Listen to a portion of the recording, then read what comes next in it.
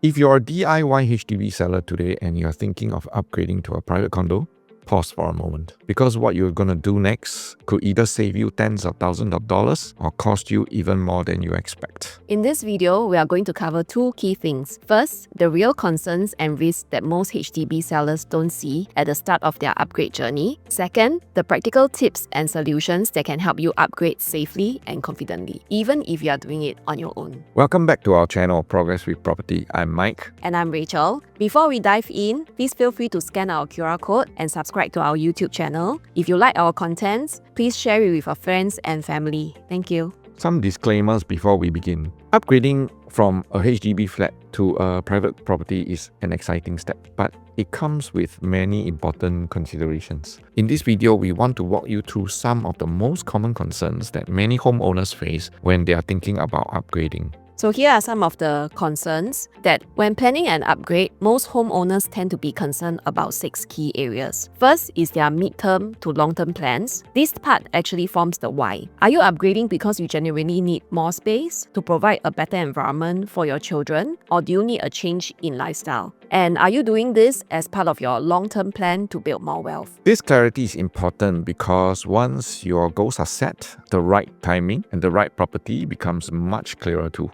The second concern that HDB upgraders will have is who are their potential HDB buyers. Third concern will be how long the HDB selling process may take. And we also need to delve into the budget and the buying timeline for their private property. We also need to have a clear mindset of how much funds they are actually having access to and whether the upgrade is truly affordable in the long run. To put all of this into perspective, let's walk you through a recent case that we have worked on. This is a real example of how these considerations come together during an actual upgrade journey. In this case, homeowners shared 2 key reasons behind their decision to upgrade. Their aspirations was to create a better lifestyle for their family, while also using the move as a way to grow their wealth. At the same time, they had some very real concerns, particularly around long-term affordability, especially with the possibility of job insecurity as they age, and how this upgrade would fit into their plans once they reach the empty nest stage. To put things into context, meet our clients. Let's look at this couple's profile. The husband is 55 years old and earns an income of about $13,000 a month. The wife is 50 years old and earns an income of about $11,000 per month. Together, currently, they have a combined CPF ordinary account funds of about $360,000. Over the years, including accrued interest used for their flat, the total CPF used for housing is about $520,000. Their remaining housing loan is only $15,000. Based on their income and TDSR framework, their approved loan amount is about $1.65 million with a loan tenor of 12 years. The estimated purchase price can be set at around $2.2 million. Here is a gentle reminder of some CPF regulation. When a person turns 55 years old, CPF board will close the special account and open a retirement account. Based on the policies, ideally, when a person reaches 55 years old, he should be able to set aside full retirement sum in his retirement account for future needs. If the special account savings is more than sufficient to set aside your full retirement sum, CPF savings from your special account savings will be transferred to the retirement account up to your full retirement sum. The remaining savings in your special account will then be transferred to your ordinary account and will be withdrawable. For example, if you are 55 years old in 2026, the full retirement sum is $220,400. Now, let's look at scenario number 1. Let me break it down step by step in a very simple way. Before age 55, this person has $280,000 in his CPF OA account, and his CPF special account has $280,400. Because he has not turned 55 years old, so his retirement account has not been set up. However, at 55 years old, if this person chooses to sell his property, what will happen? 2 things will happen. First, the CPF used for the flat, including accrued interest, must be returned to the OA. So for example, if after the person sells his flat, he needs to return $260,000 into his OA account. Second, the special account will be closed and the funds are transferred to the retirement account. Now, there is $280,400 in the special account right now, but only $220,400 is needed to fill up the retirement account. So what will happen to the excess? The excess amount of 60,000 gets transferred back into the ordinary account. Hence, what will happen is that the total funds available in the OA for your next property will be based on 280,000 plus the 260,000 from your sales proceeds and the excess 60,000 that was from your previous SA account. So in total, this person will have up to about $600,000 in his CPF OA account available for the purchase of his next property. What happens when your CPF special account does not have enough funds at the age of 55 years old? Earlier, we looked at scenario 1 when the person had excess CPF in their special account. Now let's look at scenario number 2. This is actually the situation many HDB upgraders fall into. Before turning 55, the person's CPF may look like this. In his ordinary account, there is $80,000, and in his SA account, there is about $100,000. Compared to scenario 1, you'll notice that the SA balance is a lot lower. If the individual chooses to sell his property when he turns 55 years old, the CPF used for the flat plus accrued interest has to be returned to the OA. And let's assume that this amount is kept at $260,000, similar to scenario 1. With the closure of the special account, the funds are transferred to the retirement account. Now, the retirement account has $100,000 and $400, but this is still not enough to meet the full retirement sum. Then additional top-up using the funds from the OA is required. Bear in mind that this is the critical part we must understand, as this will affect our purchasing power for the upgrade. To meet the required full retirement sum of $220,000, an additional amount must be transferred from the OA to the RA. The shortfall is $120,000. This $120,000 is automatically taken from the OA and then transferred into the RA. In this case, how much CPF will be left in the OA for the next property? Originally in OA, before selling the flat, we have $80,000. After topping up the retirement account with $120,000, the total CPF available for the next property will become $200,000. Now, instead of having more CPF to upgrade, the client now has significantly less. This is why age 55 is a turning point. If your SA is insufficient, your OA will be used to top up your retirement account. This means that you will have less CPF available for your next property, and it lowers your upgrading power more than expected. Many homeowners only realize this after they have already sold their flat. By then, it may be too late. If you are approaching 55 or planning to upgrade from your HDB and you are unsure how your CPF will be affected, we can help you map out your numbers clearly. Hence, if you really need to sell your flat at 55 years old, but there will be a full lump sum locked up in your RA account, is there any way for us to free up the funds in your RA to purchase a property? Yes, there is. So here we are sharing with you tip number 1, where we can withdraw our RA savings for a property. So let's look at the numbers. For example, the full retirement sum in the retirement account is supposed to be about $200,000. We will need to write into CPF board to let them know about our current situation, which is we need to buy a new home, and the CPF board on a case-by-case basis will inform us how much funds we can actually withdraw from our RA to put it back into our OA for property purchase purposes. So usually the amount that we need to keep in the RA account should meet the basic retirement sum in order for us to free out the excess for property purchase. So let's say we have $200,000 currently now in our RA account. What CPF board may allow us to do is to take out $90,000 and put it back into our CPF OA account. Why do I say it's $90,000 and it's not half of that amount? It's because the amount that you can withdraw from your RA account will exclude all the interest earned and any government grants that you receive along the way. Hence, it is very important to find out from CPF how much funds you can actually withdraw from your RA to support your property purchase. To find out more about this CPF policy, we have pasted the link in the description below. Just click on the link and you can find out more and read on your own. Now, let's address the second concern, which are the types of HDB buyers. Let's talk about the first type, which is the first-time buyers. who doesn't own any property, and the process is usually much straightforward. There are fewer moving parts, fewer timelines to juggle, and overall, the transaction tends to be more smooth and more straightforward for both parties. Now, let's move on to type 2. If the buyer of your HDB flat has already sold their own property, there's a good chance they won't be able to offer you a temporary extension of stay. That's because they will need to start renovations and move into their flat as soon as possible. In situations like this, the buyer may be willing to pay a very good price for your flat, but the conditions of the sale might not be ideal for you as the seller. So the big question is, how do you move forward safely without putting ourselves under unnecessary stress or risk?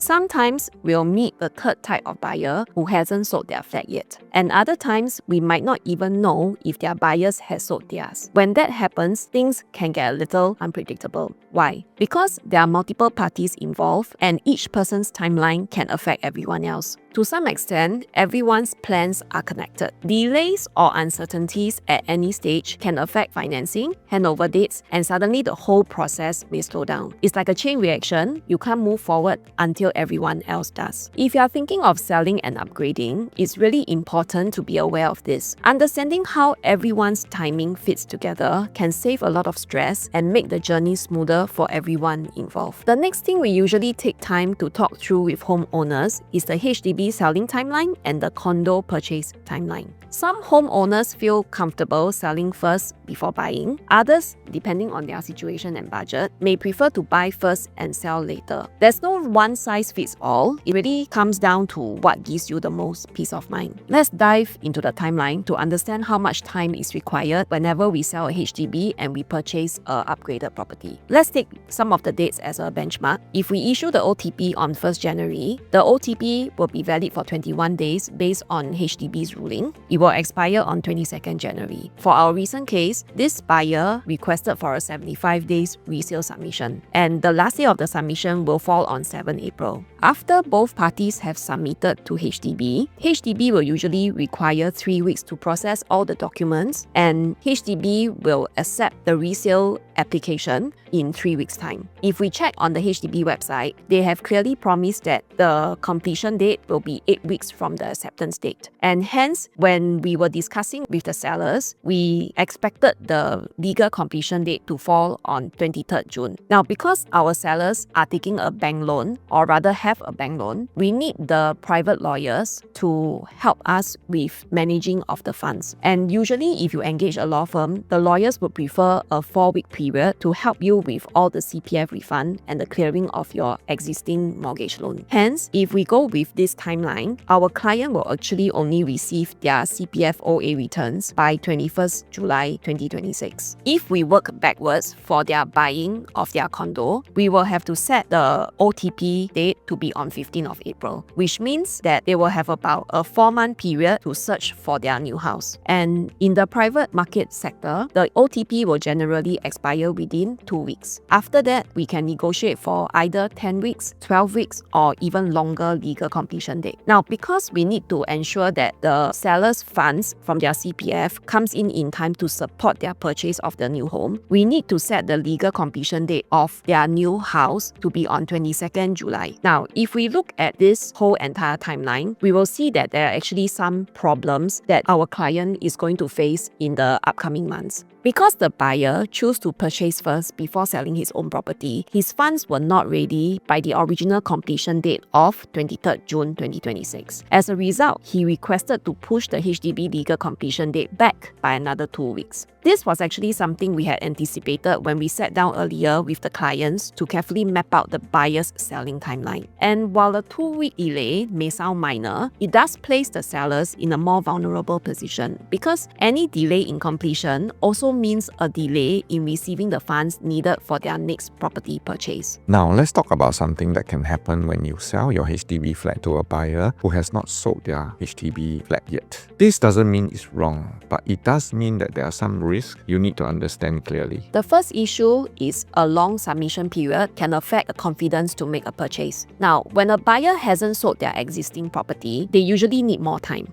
More time to sell and then more time to settle their finances. Now, from the seller's point of view, what does this mean? It actually introduces uncertainty into your planning. There is always a possibility that the buyer may not be able to sell their property within the 75-day time frame. And if that happens, the buyer may choose to abort the purchase and forfeit their option fee and exercise fee. While the buyer loses some money, the bigger impact is often on you as the seller. If you have already shortlisted your next home, you may find yourself hesitating, not daring to make an offer or exercise an option to purchase because your own sale is not fully secured yet. And this pause, this uncertainty can affect your confidence and your momentum in moving forward. The second issue may arise, which is you may need to wait for your buyer's sales proceed before completion can happen. Even if everything looks fine on paper, the reality is if the buyer's funds are not ready, completion can be delayed. And a delay in completion means a delay in receiving your sales proceed. Paying off loans and refunding funds back to your CPF and using that money for your next purchase. This is where proper planning becomes extremely important. If you look at the timeline carefully, you will notice that the legal completion for the purchase of the upgraded condo is actually 1 month behind the legal completion for the HDB resale transaction. What this means is that for this 1 month duration, the seller will be homeless. So this is the third issue that may sound very scary for most sellers. Let me clarify this. This doesn't mean that you will end up on the streets, but what it does mean is that if your timelines are not aligned properly, you could end up in a temporary housing gap and you might need to rent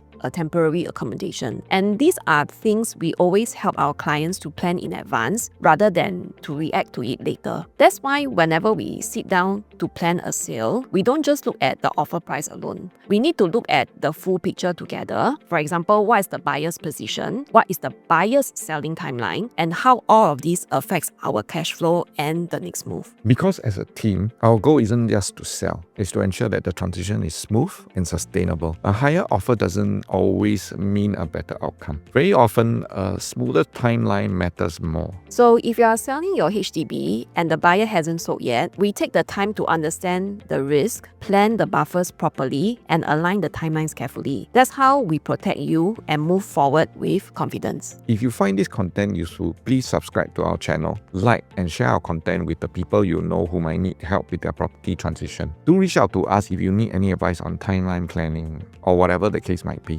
Thank you. So in this case, our clients decided to accept the offer from the buyer who have not sold their existing home. Now let's take a look at their sales proceeds. With the sale of their HDB flat, the husband will potentially receive 550,000 back into his OA and his wife will have 330,000 in her OA as well. Adding together the net cash proceeds of 160,000 and the additional cash that they are willing to put in for their new house, which is 150,000, the total funds available for their upgrading journey will be set at around 1.2 million. And with their approved bank loan of 1.65 million, this couple can potentially upgrade into a next property that is worth minimally 2.2 million. As we were able to anticipate the events that could potentially unfold, we plan ahead. Instead of reacting to problems later, we put solutions in place upfront. These are some of the solutions we discussed together to protect our clients and keep the transition on track. Because the funds from the sale of their HDB flat will come in at a much later date, one of the options that we can explore is to take up a bridging loan to support the next purchase while waiting for the sales proceeds. Now, typically, the financial structure will look like this. The 5% cash has to be paid as option and exercise fees. And because we are buying into a resale condominium, the buyer's stamp duty must also be paid in cash. So what we are lacking in is the CPF funds for the 20% down payment. So this 20% down payment will be taken as a bridging loan from the bank. However, one of the things we need to take note is that when we take a bridging loan to meet our 20% down payment, the bank will charge us an interest rate that is hovering around 4% to 6% per annum. If you are choosing to take a bridging loan, please remember that this interest is going to be additional cost out of your pocket. The second option or solution that we have proposed is that we can actually adjust the buying quantum to recalibrate the purchase plan. So instead of stretching the budget, the seller can reduce the purchase price range, which we'll demonstrate to you in the next slide, and choose a unit that requires a lower upfront cash. And the third solution that must work in tandem with this plan is to find a unit that does not require extension of stay by the sellers. If the seller of the upgraded property does not require an extension of stay, then the buyers can move in earlier and start the renovation earlier. This helps to align timelines more smoothly and reduces the dependency on the buyer's uncertain schedule. Let's take a look at how we adjust the buying quantum for our client to reduce their stress and risk. If you remember earlier in this video, we have mentioned that our clients, the couple, is willing to pump in an additional cash of $150,000 into their upgrading purchase. And currently in their CPF OA, both of them collectively have $360,000. As their current initial capital, they have a total of $510,000. With this $510,000, we managed to streamline and propose a lower buying quantum of $1.6 million. Why do we propose this $1.6 million is because with a $1.6 million purchase, the 5% down payment in cash is $80,000 and the buyer's stamp duty is $49,600. So if we combine these two amounts, their cash input will be able to support this $1.6 million purchase. At the same time, their 20% down payment, which comes up to $320,000, can be supported by their initial CPF OA funds. Hence, the total cash and CPF required for a $1.6 million purchase will be around $450,000. This is sufficient as they had a total of $510,000 to start with. After analyzing the situation, we helped our clients realize something important. Buying a $2.2 million property under an uncertain timeline would create unnecessary financial pressure. With the buyer's timeline still unpredictable, stretching the budget could mean higher risk and less flexibility. Instead of pushing forward emotionally, together with our clients, we made a strategic decision. That is to adjust their buying quantum from $2.2 million to $1.6 million. At first, this felt like a step backwards, but in reality, it was a step towards stability. By choosing a $1.6 million property, we help the upgraders achieve three objectives. They will get stronger cash flow, so they no longer need to stretch their finances while waiting for the sale proceeds. Second is they will have a lower financial risk. So even if the buyer's timeline was delayed, they could still manage their commitments comfortably. And by purchasing at a lower quantum,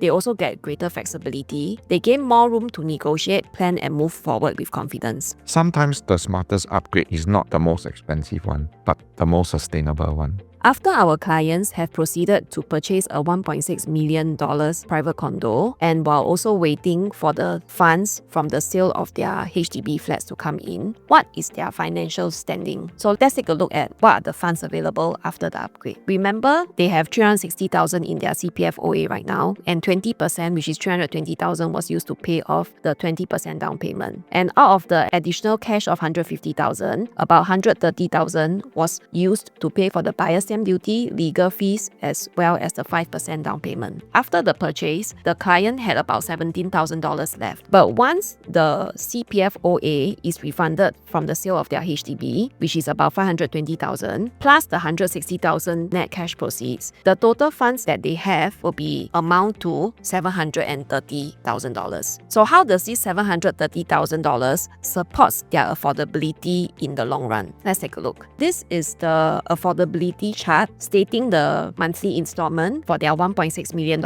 upgrade. For this client, they took up a fixed package loan, which is at 1.45% interest rate. And for the first 2 years, their monthly installment will be about $9,100. If they choose to refinance or reprice in year 3 and year 4, and there happens to be an upward adjustment of the mortgage interest rate to about 3%, this monthly installment may increase to about almost $10,000. And if after the 4th year, the interest rate continues to rise, the monthly installment can go up to as high as about $10,500. But generally speaking, if we look at the total installment that they have to pay for the 5 years, it will be around $580,000. So this amount is actually less than the $730,000 reserve funds that they have. How we come into play when we are planning for an upgrade is we need to practice financial prudence, because Now that the interest rate is very low, a lot of buyers are more confident to enter the market. But we need to buffer for times when the interest rate actually goes higher, and also in the case where we do not work. And plus, the holding period is 4 years right now. We need to ensure that every purchase can last us at least a 5-year period before we choose to rethink and relook at our exit strategy. For this client, because of their age, which is 55 and 50 years old, when they make this upgrade move, the 12 years loan tenor will cause their monthly installment to be on the higher side. And if we are in an environment where the interest rate continues to increase, then sometimes the monthly installment may become a financial burden to us. So how we move forward to actually make them feel more secure after the 2 years financing at 1.45% is to suggest to them to do this thing called the stretch loan tenor. And how this stretch loan tenor works is it will add additional years to your loan tenor. In this case, if they choose to apply the stretch loan tenor after 2 years, they can stretch their loan tenor to 20 years. Now, with this extra few years in the loan tenor, how will it affect your monthly installment? Let's take a look at this chart. In the first 2 years, the loan amount that they borrowed was 1.2 million, and it was over a loan tenor of 12 years. At 1.45% interest rate, they are actually paying around $9,000 for their monthly installment in the first 2 years. Subsequently, when year 3 and year 4 comes, this client has the opportunity to either refinance or reprice their mortgage structure. So if we apply stretch loan tenor at the year 3 mark, the remaining loan will be at around $1.022 million.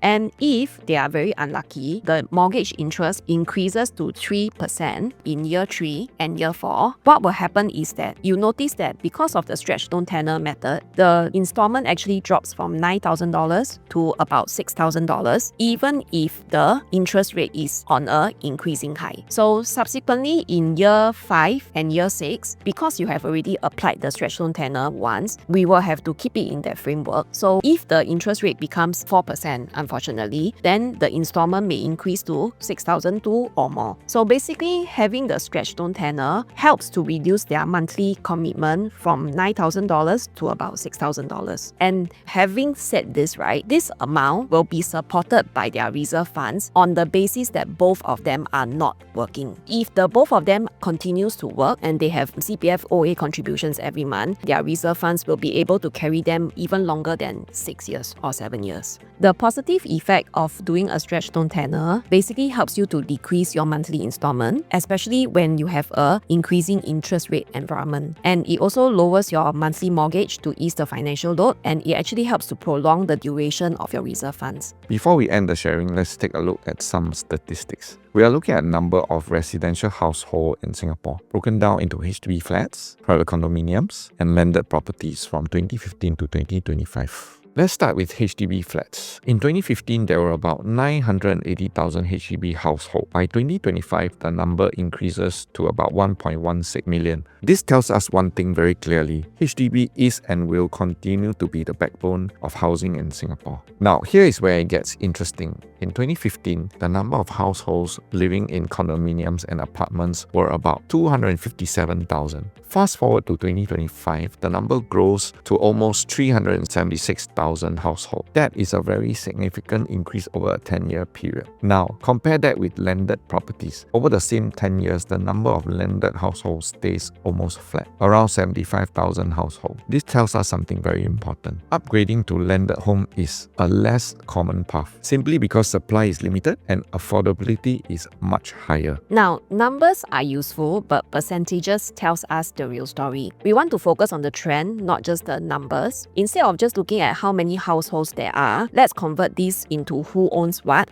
in percentage terms. Let's look at this slide that shows the percentage breakdown of residential households by property type over time. Now, the blue color bar is the HDB flat. In 2013, about 76.5% of households were living in HDB flats. By 2025, the number gently declines to about 72%. Let's look at condominiums and apartments shown here in red. In 2013, this group made up about 17.5% of households. However, by 2025, it grew steadily to about 23.3%. That's an increase of almost 6 percentage points, and this may be the key movement in the market. As for landed homes, about 5.9% of households live in landed properties back in 2013. By 2025, this drops to about 4.7%. Not only is landed housing a small group, it is actually becoming a smaller percentage over time. This highlights how limited and exclusive landed homes really are. Now, this data suggests that majority of upgrading in Singapore may not be HDB owners jumping straight into landed homes. Instead, the most common upgrade path is from HDB to private condominium. And this is not a trend that started recently. It has been happening consistently for the past 10 years. Upgrading from a HDB flat to a private condominium is not a single decision, it's a process. The key difference between people who successfully upgrade and those who don't is planning. Timing your sale, understanding affordability, and choosing the right private property. It's about planning with clarity. When the concerns are addressed and the steps are planned properly, upgrading becomes smooth and empowering. If upgrading to a private condominium is something you're considering, the right first step isn't viewing houses, it's understanding your numbers and options clearly. If you need help understanding how to plan your upgrade property, please feel free to reach out to us. Once again, I'm Rachel. And I'm Mike. And we'll see you in the next video. Thank you. Bye-bye.